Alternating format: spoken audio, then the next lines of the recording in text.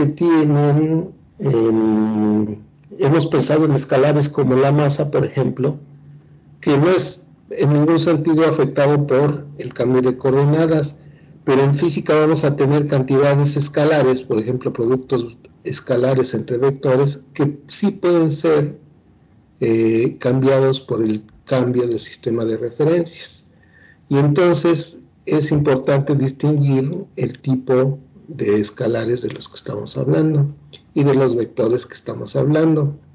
Cuando ustedes lleven el curso de mecánica cuántica en la maestría, van a poder distinguir entre escalares y pseudoescalares y vectores y pseudovectores. Entonces, ahorita no vamos a ver eso, pero esa es la razón por la que viene aquí. Esto no es una simple definición. ¿Qué es lo que dice aquí? Que en el caso de paridad, de la propiedad de paridad de sistemas de referencia, esta paridad nos ayuda a distinguir entre escalares, pseudoescalares, vectores y pseudovectores. Entonces, nuestra primera definición sobre vectores es que son cosas que tienen magnitud y dirección, ¿verdad? Como decía Vector. Pero es mejor definir a los vectores por medio de sus transformaciones ante cambios de coordenadas. Entonces, ante cambios de coordenadas, las entradas x1, x2 y x3 de un vector se cambian a las coordenadas x1', x2' y x3'. Voy a suponer aquí, aunque no lo dice aquí en las notas, pero voy a suponer que el origen de los dos sistemas coordenados en los que estoy midiendo, digamos, estas tres, ¿sí ven mi cursor, verdad? Sí. Okay. Estas tres coordenadas las estoy midiendo respecto a un sistema de referencias que normalmente llamamos O, y estas tres coordenadas las estoy midiendo respecto a otro sistema de referencias que llamamos O'. Voy a suponer que ambos sistemas de referencia coinciden en el origen y que nada más hemos tenido una rotación del sistema de coordenadas. Entonces, bajo esas condiciones, la transformación de coordenadas se da a través de lo que llamamos cosenos directores, que es el coseno entre los vectores unitarios de los dos sistemas coordenados. Entonces aquí xy y xj son los cosenos directores. Aquí falta una prima, es xj'.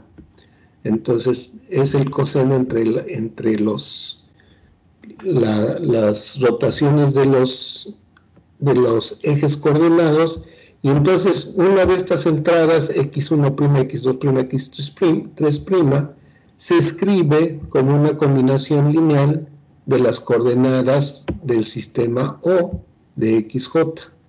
Entonces la transformación está dada a través de los cosenos directores, y existe una transformación inversa que va a utilizar la misma matriz de cosenos directores. Entonces, como estos son 9 entradas, porque son las 3 de un sistema coordenado y las 3 del otro sistema coordenado, entonces esta matriz es una matriz 3×3. Entonces, sí. Es que no termino de entender muy bien lo que es lambda y j, cosenos directores. No sé si... Pues son los... déjame ver si hay alguna figurita. No tengo una figura aquí. Dice que es una matriz. Sí, es por ejemplo, si yo roto nada más mi sistema coordenado, imagínate que tengo un sistema coordenado x, y, z, y hago una rotación de este sistema coordenado con respecto a z, o sea, lo único que se rota es el plano xy. Entonces voy a tener una diferencia de direcciones entre el x original del sistema coordenado y el x', ¿verdad? Que va a estar dado por, o sea, lo único que va a cambiar es en las coordenadas, nada más va a cambiar las del plano, O sea, x1, 2 van a cambiar a x1', x2'. Déjame ver si aquí tengo la... Uy. Y dice que se hace la Entonces, rotación con respecto al eje Z o... por ejemplo, la rotación que vendría dada ahí, voy a usar la pantalla que viene aquí, aunque... Pucha.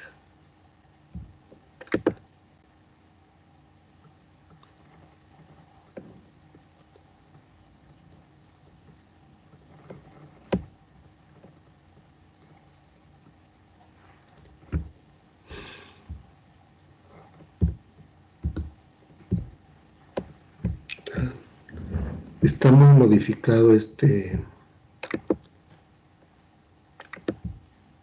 Entonces, si yo hago una rotación en el eje Z y X y Y se mantienen, supongo que este es X, este es Y, sí se ve, ¿verdad? Y entonces lo roto y obtengo un nuevo sistema coordenado. Uy, se movió todo.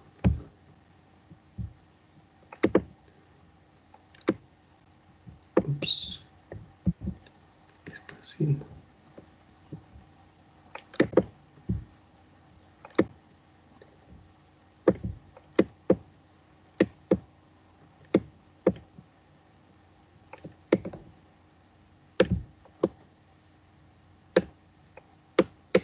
¿Sí? Entonces tengo un sistema coordenado nuevo, el eje Z no se modificó, coinciden en el mismo eje, y entonces las rotaciones están dadas por los ángulos entre los nuevos ejes coordenados. Entonces este sería el teta entre X y X', ¿verdad?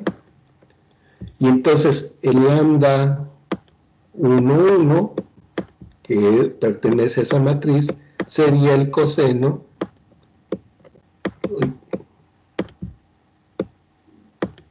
de entre estos dos.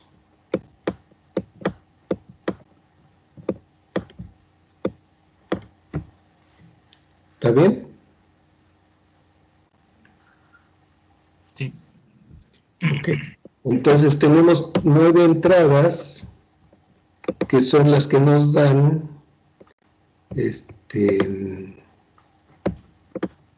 Entonces lambda es coseno de... las lambdas son cosenos Ok. de las direcciones, entre las direcciones, ¿sí?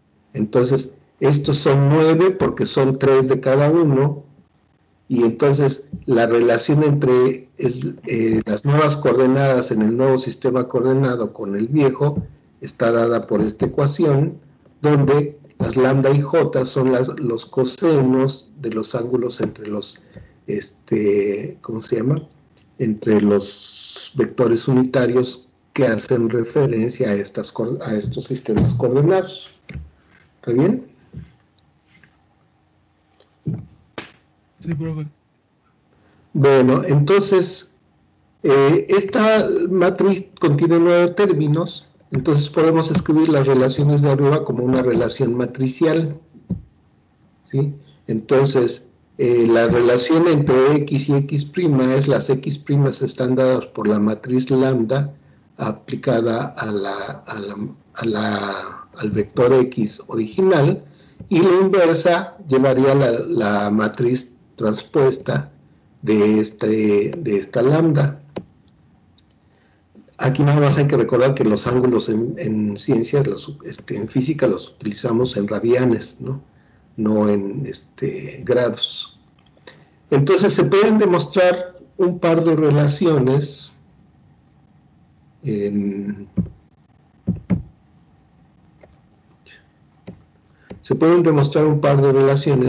que están dadas debido a estas transformaciones. La primera transformación es que el coseno del ángulo que forma un vector con respecto al eje X al cuadrado, más el coseno que forma con respecto al eje Y, más el coseno cuadrado, más el coseno cuadrado del ángulo que forma con el eje Z, claramente debe de ser 1, porque esto nos daría el módulo cuadrado de un vector unitario. Entonces, esta es una de las propiedades que cumplen estos ángulos. Y si yo determino las direcciones de dos vectores en un sistema coordenado, entonces el coseno del ángulo entre estos dos está determinado por el producto de los cosenos que se dan de las coordenadas con respecto a los ángulos. Me parece que estas dos relaciones están demostradas en el libro o si no, algunas de las que ponga van a estar como tarea. Entonces, chequen en el libro y si no en la tarea que les deje, ahí van a venir la solicitud de hacer las demostraciones. No son muy complicadas. Entonces, debido a que tenemos 6 relaciones entre los ángulos, ¿sí? Solo 3 de los elementos de la matriz que está aquí, de la lambda, son independientes. Y esto es solo válido para sistemas ortogonales. En particular, la gráfica que yo les hice ahorita, a ver si todavía está.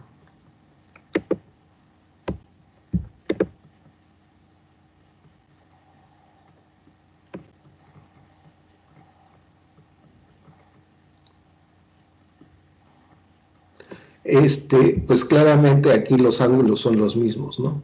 Entonces, esta es la razón por la que las relaciones entre los cosenos directores solo nos permiten tener 3 independientes. Esta es una relación que va a ser válida para sistemas ortogonales. En mecánica cuántica la utilizamos mucho. En mecánica clásica la vamos a ver con más detenimiento también en la maestría, en el curso de mecánica clásica de la maestría. Y va a ser muy importante para el caso de los que vayan de ustedes al grupo de física estadística, porque ahí utilizan mucho este tipo de rotaciones. Bueno, esto no es tan importante para el curso, pero lo necesitaba decir porque sí tiene relación con lo que van a ver después, sobre todo en la maestría. Algo que es bien importante para nosotros en la maestría va a ser este hecho.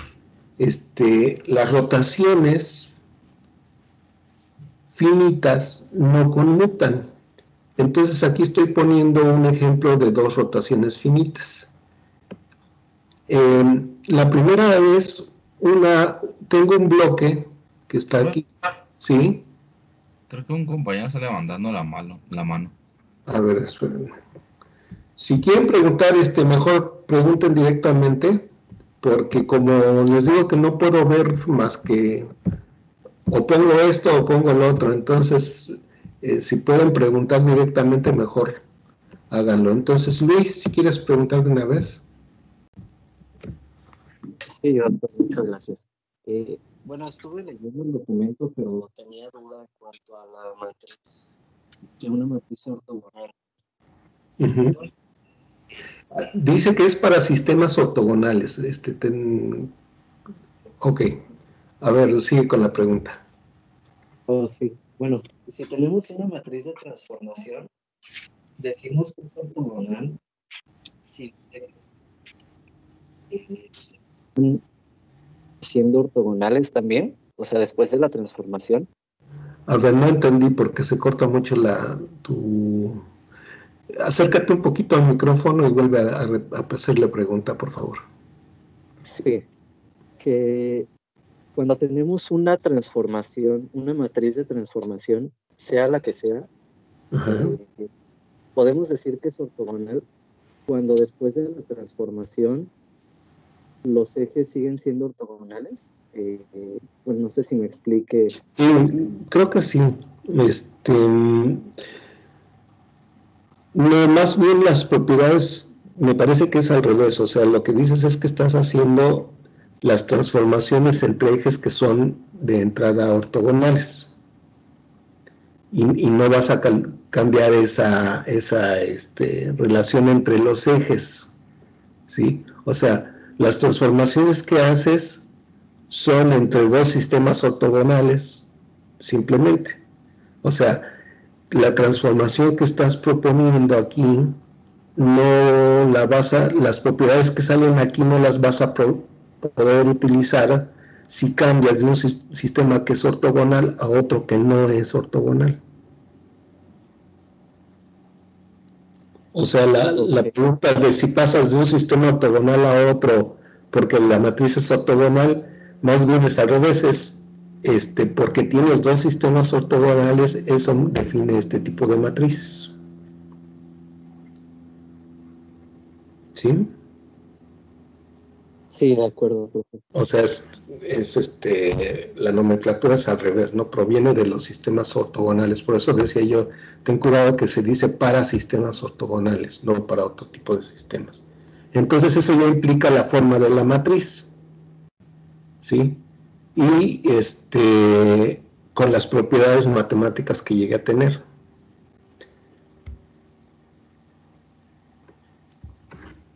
Bueno, entonces regreso aquí.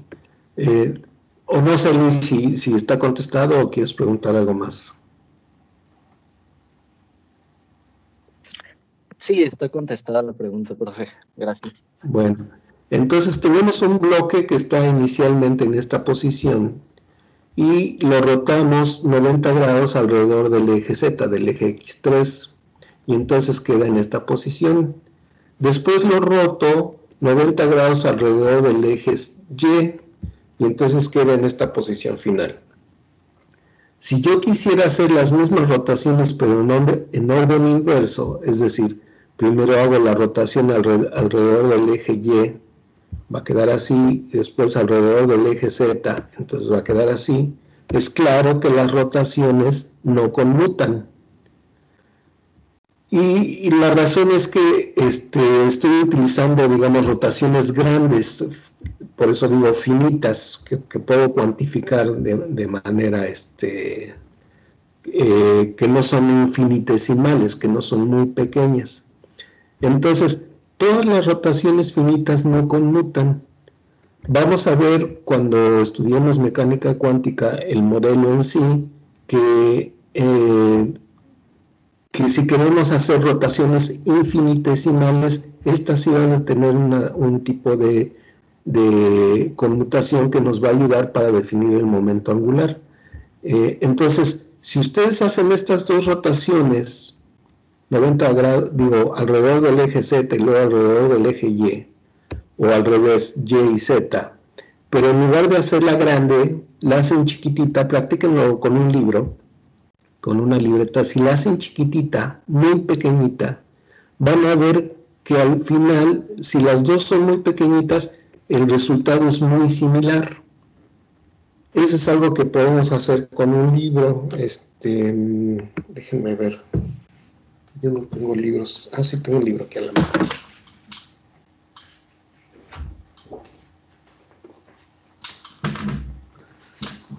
Nada más que tal vez me sea un poquito complicado que lo vean bien por internet, pero vamos a intentarlo.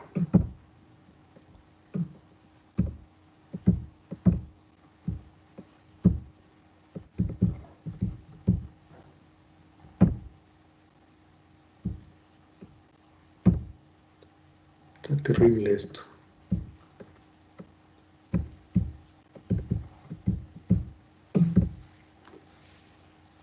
Me pueden ver ahora, ¿verdad? Está muy... ¿Alguien puso la grabación de la reunión? Sí, yo. ¿Está prohibido? ¿Lo puedo pausar? Pero pídanme permiso, ¿no? O sea, no me parece correcto que ustedes inicien la grabación. Si lo necesitan, mejor pídanme permiso, ¿sí? Sí, disculpe. Ok. Entonces, vamos a ver si alcanzan a ver esto. Va a estar complicado, ¿verdad? Ahora se quedó aquí pegada la pantalla y no puedo quitarla. ¿Qué es lo que están viendo? ¿Nada más mi cámara o ven también mi ¿Cómo se llama? El pizarrón y su cámara, profe. El pizarrón, ¿verdad? Se ve todo. No puedo quitarlo. Ahora no sé cómo. Solo deje de compartir la pantalla. Ahí está. Pues ya le había dado, pero no lo quitaba. Ahora me ve nada más. Sí. Bueno, a ver, la luz no nos ayuda mucho. Entonces, tengo aquí un libro. Entonces lo que decía yo es, voy a suponer que este es el eje Z y este es el eje Y. Entonces, lo roto 90 grados alrededor del eje Z y 90 grados alrededor del eje Y, y entonces queda así, con el lomo superior viéndolos a ustedes. Ahora, voy a volverlo a hacer, pero ahora 90 grados alrededor del eje Y 90 grados alrededor del eje Z. Entonces, claramente, las dos situaciones no son iguales. Entonces, rotaciones finitas no conmutan. Ahora lo voy a tratar de hacer, pero pequeñito. Entonces, lo roto un poquito alrededor del eje Z y luego otro poquito alrededor del eje Y. Entonces va a quedar así como inclinado hacia mí. Ahora voy a hacerlo al revés. Lo roto un poquito alrededor del eje Y un poquito alrededor del eje Z. Pero es alrededor, a ver, otra vez, alrededor del eje Y sería así, ¿verdad? Y alrededor del eje Z sería así. Entonces, no sé si recuerdan la otra posición, pero ahora se parecen. Entonces, si yo hago las rotaciones finitas, no se parecen, pero si las hago infinitesimales, entonces sí se parecen. Bueno, ¿pueden ver mi pantalla ahora?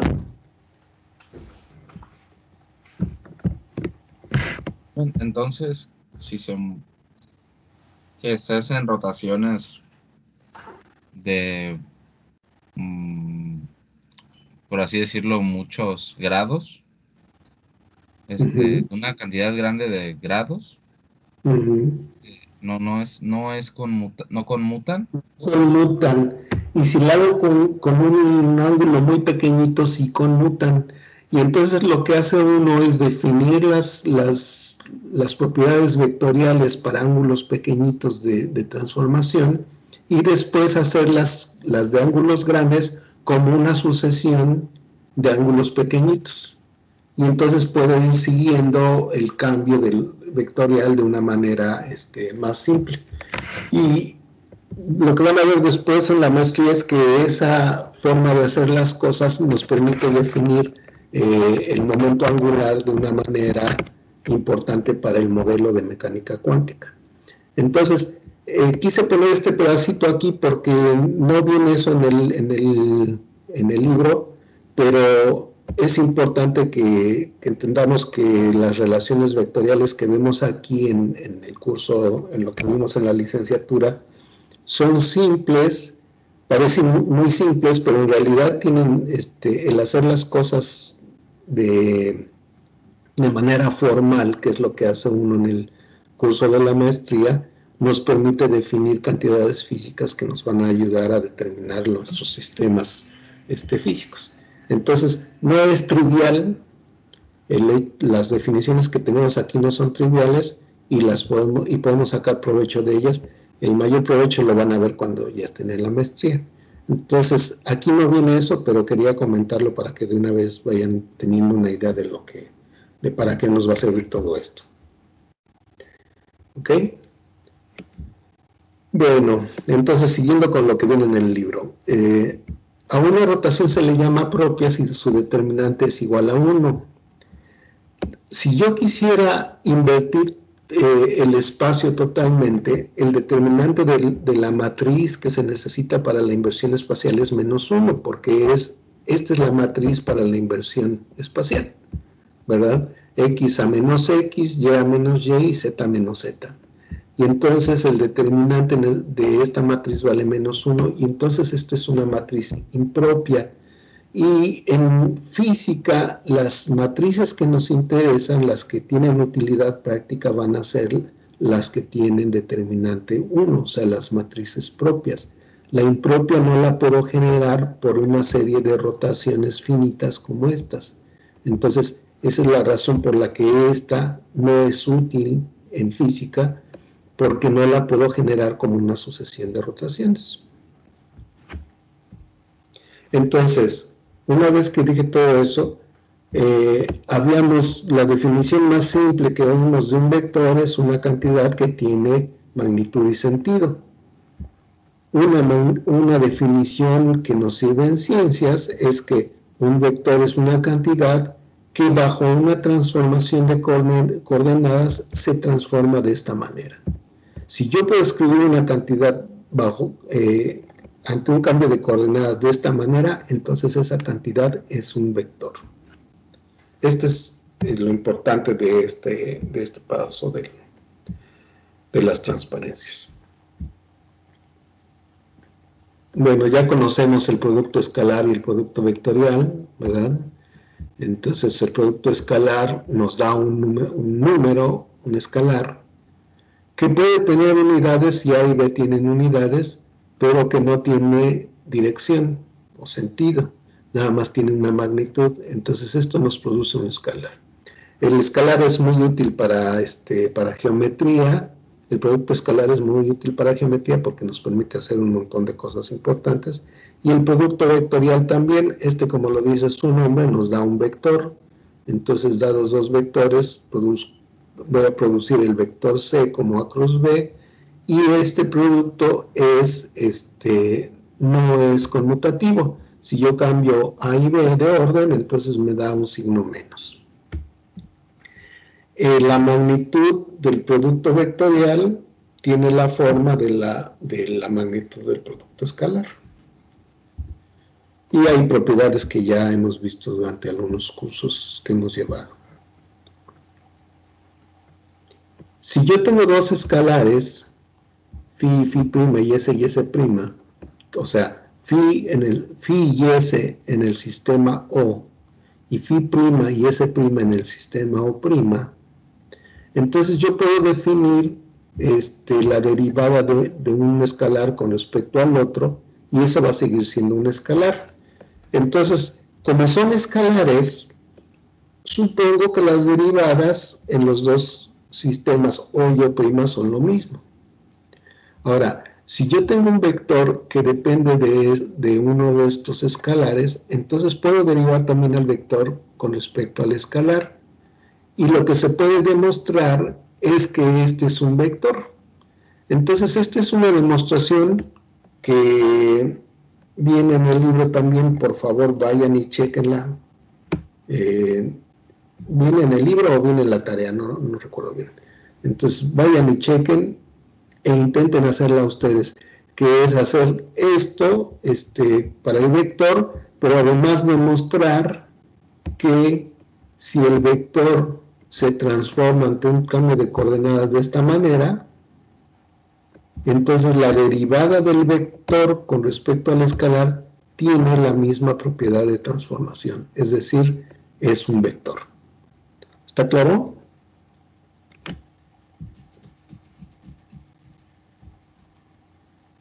No sé si Sí, está claro. O sea, lo que hay que demostrar es que la derivada del vector, las componentes de la derivada del vector tienen las mismas propiedades que el vector, las propiedades de transformación. Y para hacer esa demostración hay que utilizar esta definición y hay que utilizar esto que está aquí, porque hay que hacer una regla de la cadena para hacer la demostración. ¿Sí está claro? Tengo que hacer una regla de la cadena porque tengo que pasar de un sistema coordenado al otro, y entonces tengo que utilizar esta forma para pasar de uno al otro.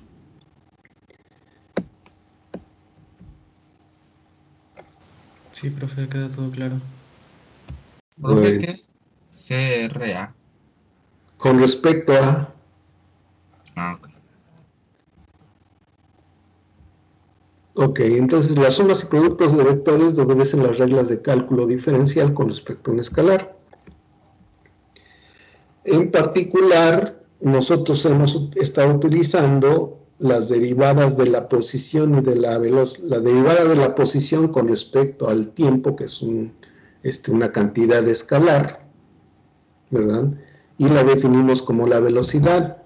Entonces la velocidad es la derivada de la posición con respecto al tiempo, dado que sigue las mismas propiedades, entonces la velocidad de transformación, la velocidad es un vector que podemos escribir como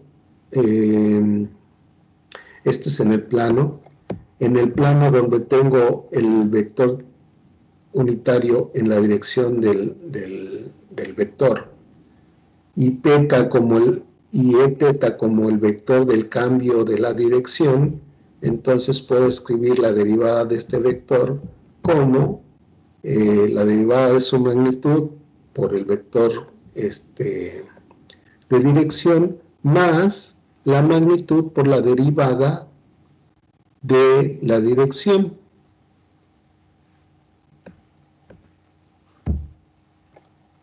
Y esa magnitud del cambio de dirección está dado por dθ cruz el vector unitario, ¿sí?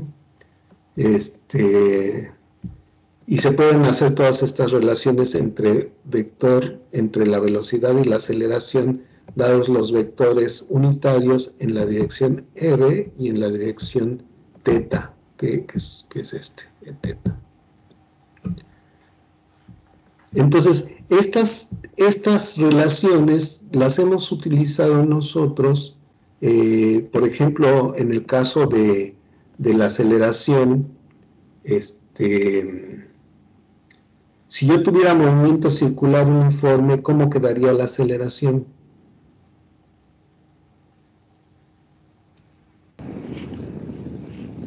¿Se escucha bien, profe? ¿Sí? Ok. Bueno, quedaría la aceleración centrípeta en la dirección radial. Sí, ¿verdad? César, ajá. Y en la dirección angular, creo que es la aceleración tangencial.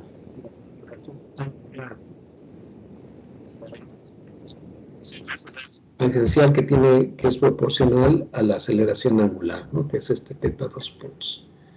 Entonces, estas las hemos estado utilizando, pero la manera correcta de hacerlas es hacer todas las derivadas de manera correcta, o sea, definir los ángulos unitarios. Aquí están nada más en el plano, los podemos hacer en 3 coordenadas. Y en el libro, a ver, déjenme ver.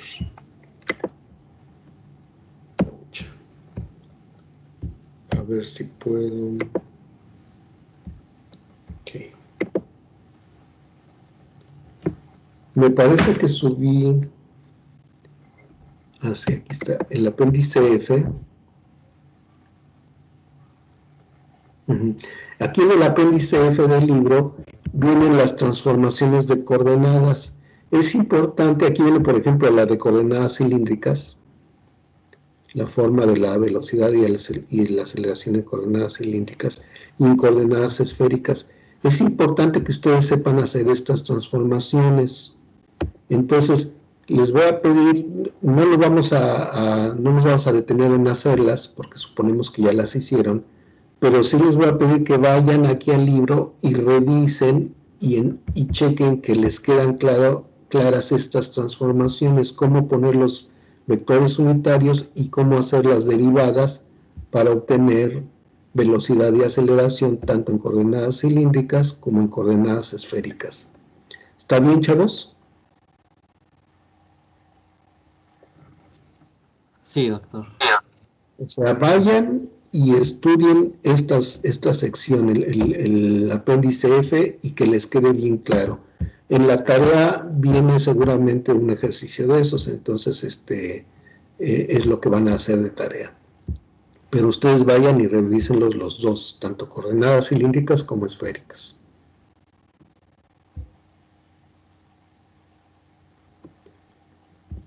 En particular, otra cosa que hemos estado utilizando es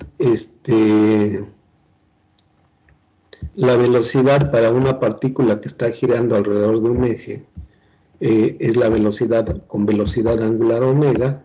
Entonces la velocidad nos queda como el producto vectorial entre omega y r, donde omega es el vector perpendicular al plano de rotación, o sea, en la dirección del eje de rotación, y la coordenada R con respecto al eje de la rotación. O sea, ahí el origen del sistema de referencias está sobre el eje de rotación. Y entonces esto nos va a dar la velocidad claramente de acuerdo a la regla de la mano derecha, ¿verdad? Es omega cruz R, o sea, pongo los dedos de la mano derecha en la dirección de omega, los giro en la dirección del vector R, ¿sí? Si ustedes lo tratan de hacer ahorita es poner la palma mirando hacia al lado contrario del eje, y entonces eso vectorialmente me da este vector. Eso es alrededor de un eje instantáneo de rotación, y entonces una partícula que se va moviendo en el espacio la veríamos probablemente como que va cambiando de eje instantáneo de rotación, y entonces todo esto se tiene que ir ajustando a ese eje instantáneo de rotación. Todo esto que estoy presentando aquí nada más son nociones de lo que vamos a necesitar para el curso. Por eso no me detengo, y además supongo que ustedes ya vieron todo esto. Entonces, si tengo un escalar que depende de las coordenadas, entonces en el sistema primado tengo phi prima dependiendo de las coordenadas primadas, y en el sistema original tengo phi dependiendo de las coordenadas originales.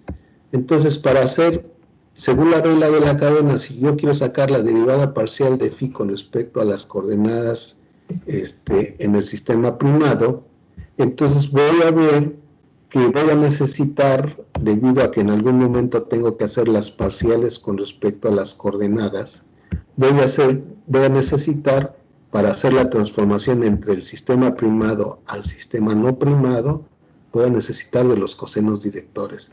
Y entonces, una vez que entran los cosenos directores, quiere decir que aunque este sea un escalar, cuando yo derivo con respecto a las coordenadas, el elemento que sale aquí se comporta como un vector.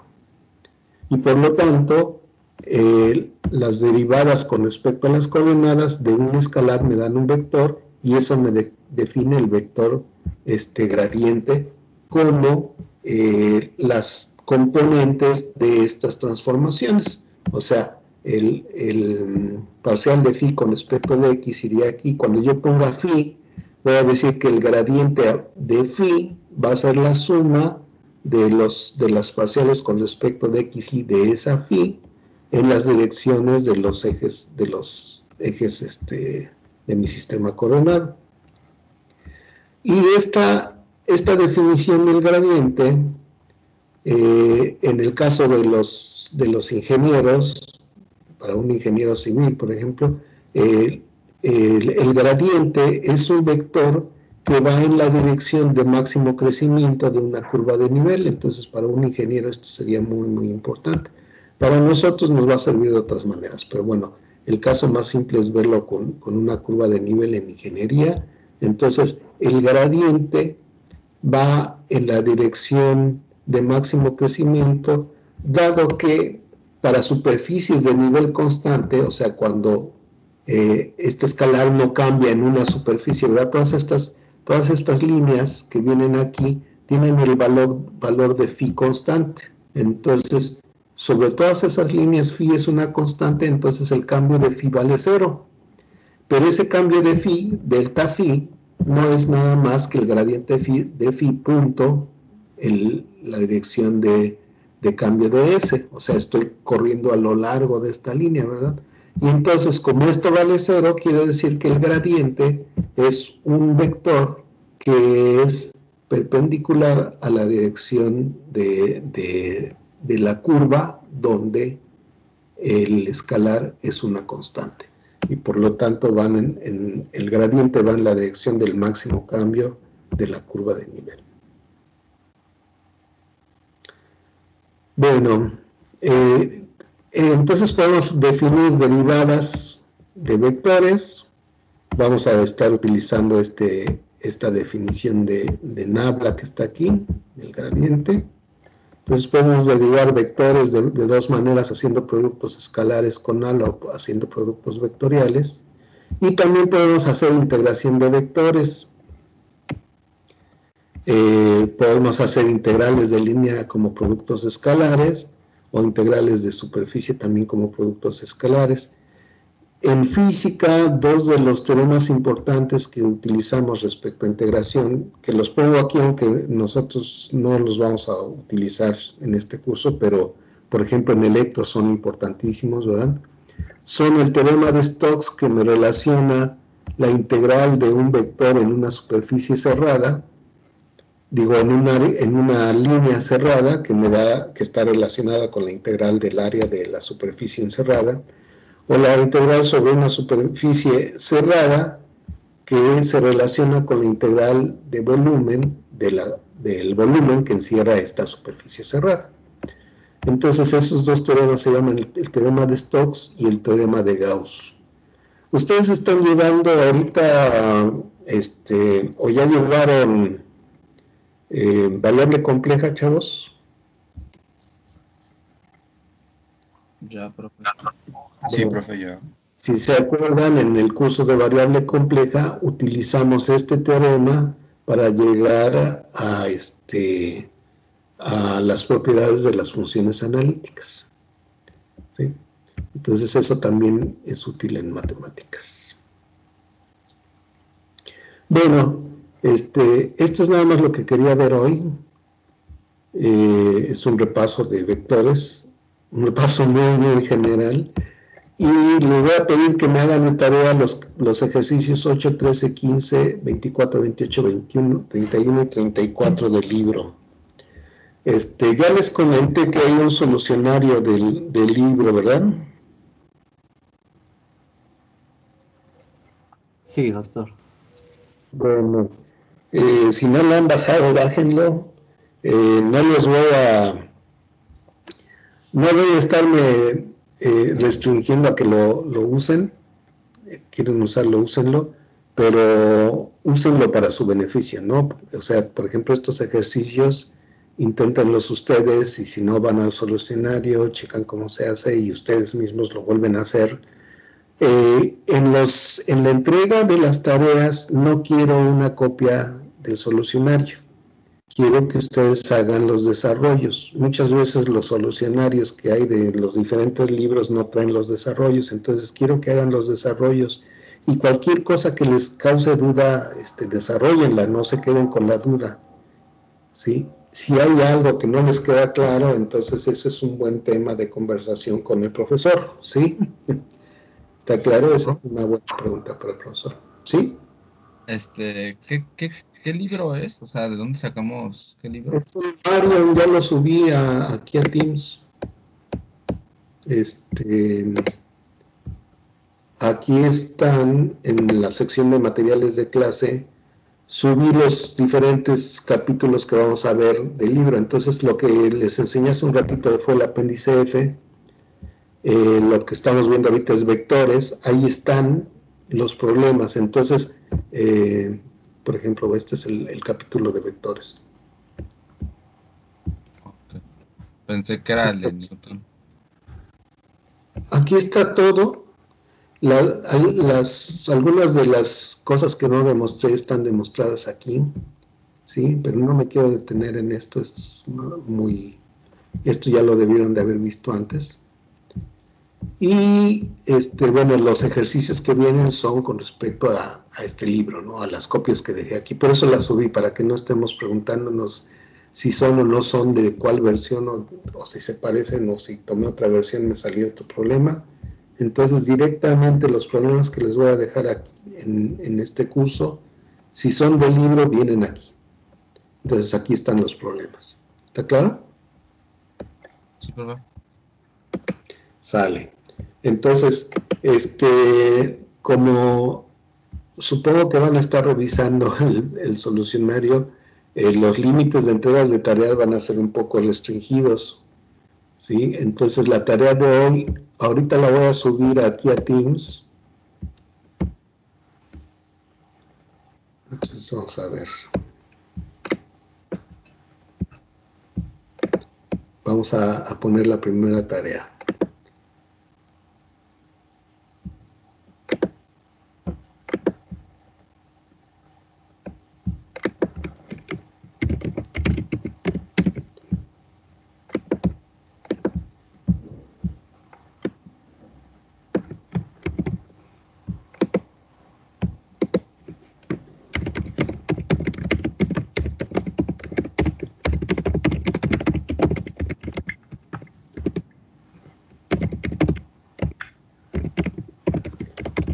Entonces, resolver los problemas de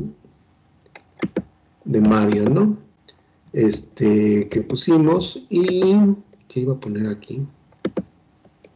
Lo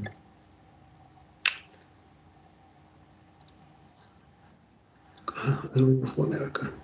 Entonces, a esta tarea le vamos a poner un punto de calificación. Normalmente van a contar un punto, pero se califica, ¿no? Por ejemplo, aquí son 6, 7 problemas, entonces cada problema es un séptimo de la calificación, ¿no?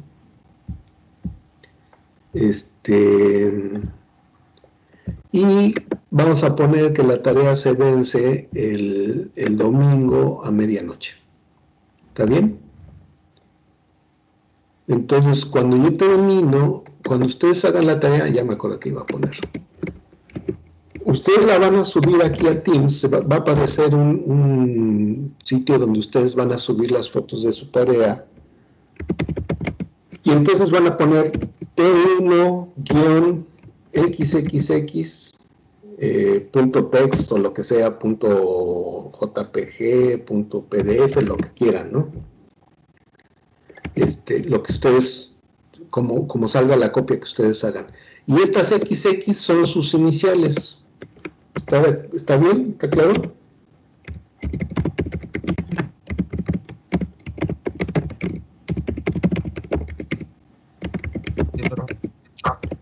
Ok, entonces hacen su tarea, le sacan fotos y las suben aquí a Teams como T1-XXX, donde XXX son sus iniciales, y ya está, y ya así se van a evaluar.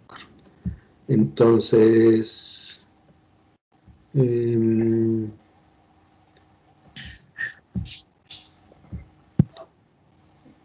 y ya, y yo la asigno. ¿Ok?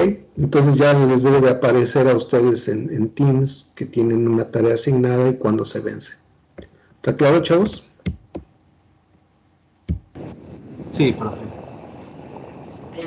Está para por hoy aquí. Revisen, hagan los problemas, súbanlos y si tienen alguna duda, platicamos el martes, ¿verdad? Sí, profe. Tengo una pequeña duda, profe, es respecto al temario. ¿Los cuaterniones sí se ven en este curso o en qué curso se ven?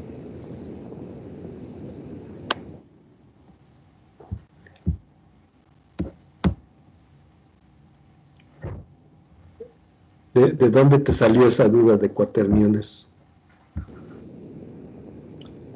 Pues precisamente de las rotaciones y que no eran repetitivas, pero con los cuaterniones sí. Bueno, nosotros vamos a ver aquí, o sea,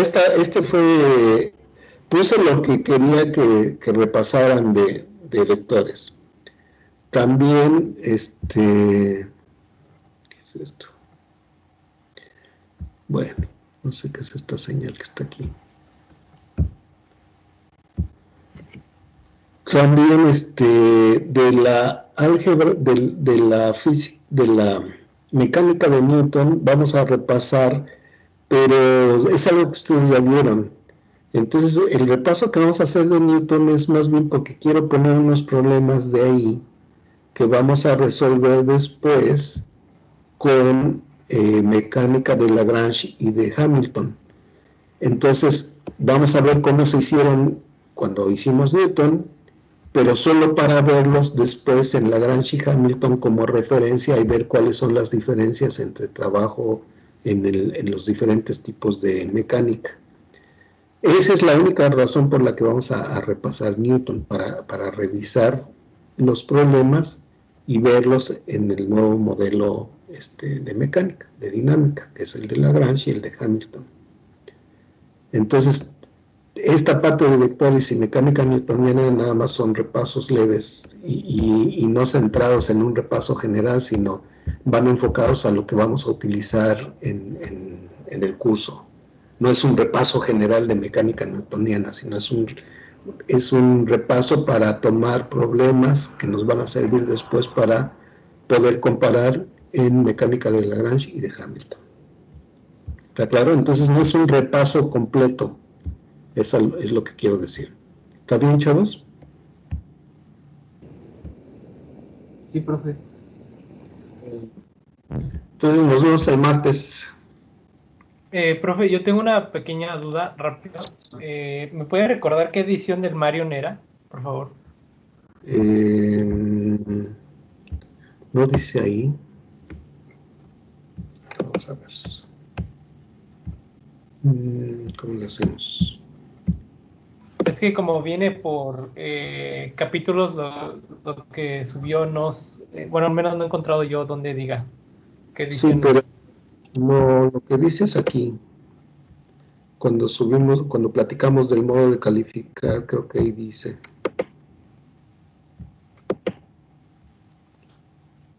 No dice nada más. Marion Classical Mechanics. Déjame checar y ahorita les subo, ahorita pongo un mensaje aquí.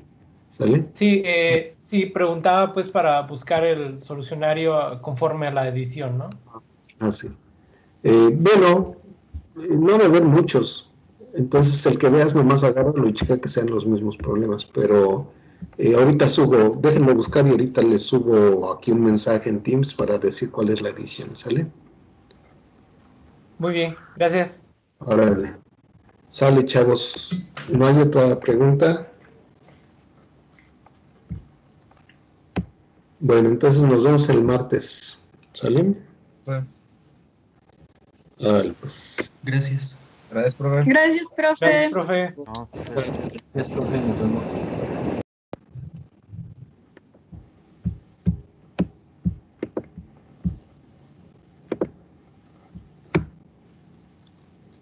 Pucha.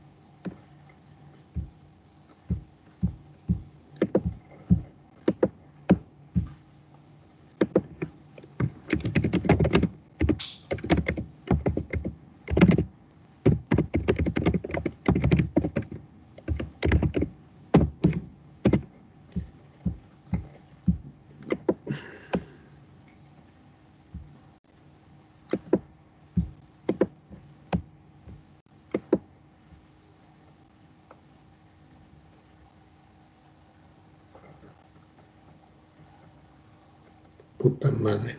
Chinga tu madre, pinche Miguel.